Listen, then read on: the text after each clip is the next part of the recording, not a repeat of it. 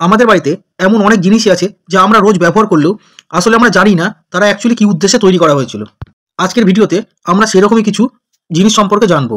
আর এই ভিডিও থেকে তোমরা যদি নতুন কিছু সত্যি জানতে পারো তাহলে অবশ্যই লাইক কমেন্ট করতে ভুলো না, যাতে করে আমি সেকেন্ড পার্ট তাড়াতাড়ি নিয়ে আসতে পারি। বর্তমানে লিস্ট্রিন মাউথ ফ্রেশনার হিসেবে খুব পপুলার, কিন্তু তোমরা হয়তো অনেকেই জানো না 1879-এ ডক্টর জোসেফ লরেন্স লিস্ট্রিন তৈরি করেছিলেন সার্জিক্যাল অ্যান্টিসেপ্টিক হিসাবে, যা পরবর্তীকালে ফ্লোর ক্লিনার হিসাবেও ব্যবহৃত হয়। 1886-এ US pharmacist doctor John Pemberton Coca Cola আবিষ্কার করেন একটা মেডিসিনাল টনিক হিসাবে, যা মাথা ধরা, বমি, এমনকি মরফিনের অ্যাডিকশনকেও কমাতে পারত তিনি মনে করতেন। কিন্তু এখন সেই কোকাকোলাই most popular soft drink.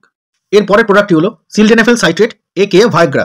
1980-তে Pfizer company hypertension কমানোর আর হার্টে ব্লাড ফ্লো বাড়ানোর জন্য এই মেডিসিনটি তৈরি করে, যা বর্তমানে স্ট্যামিনা বুস্টার আর ইরেকটাইল ডিসফাংশনের মেডিসিন হিসেবে ব্যবহার করা হয়।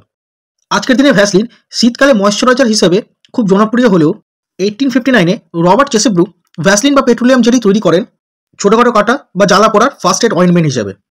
আমাদের সব প্রবলেমের ইনস্ট্যান্ট সলিউশন সুপার গ্লু বা সায়ানো অ্যাক্রিলেটের হিস্ট্রিটা আরও বেশি অদ্ভুত। 1942-তে সেকেন্ড ওয়ার্ল্ড ওয়ারের সময় ডক্টর হ্যারি হুভার বন্দুকের গান সাইটের জন্য ট্রান্সপারেন্ট প্লাস্টিক বানাতে গিয়ে ভুলবশত সুপার গ্লু বানিয়ে ফেলেন। আর আজকের এই সুপার গ্লু ভিয়েতনাম ওয়ারের সময় ইউএস সোলজাররা ব্লিডিং বন্ধ করার কাজে ব্যবহার করত।